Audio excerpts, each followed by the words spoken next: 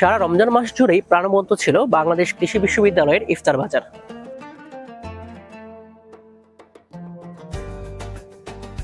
পরিবার থেকে দূরে থাকা বাকৃবির সকল শিক্ষার্থীদের জন্য এই ইফতার বাজারগুলোই ছিল তাদের ইফতারের একমাত্র ভরসা। বন্ধুরা মিলে কেউ কিনেছে বেগুনি, কেউ নিয়েছে ছোলা, অথবা কেউ কেউ কিনেছে গরম গরম জিলাপি, এবং সেগুলো একসাথে করে কাটিয়েছে ইফতারের সেই মুহূর্তগুলো। ইফতারের আগ মুহূর্ত পর্যন্তও বিক্রেতারা ছিলেন অত্যন্ত ব্যস্ত।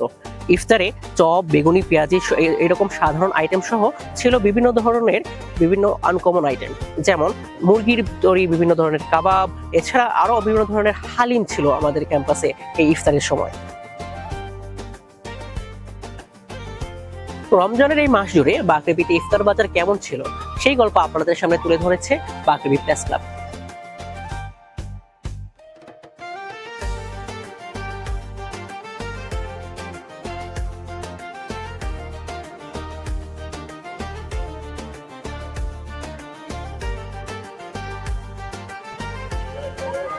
আমি আরাফাত হোসাইন, ধন্যবাদ সবাইকে সাথে থাকার জন্য।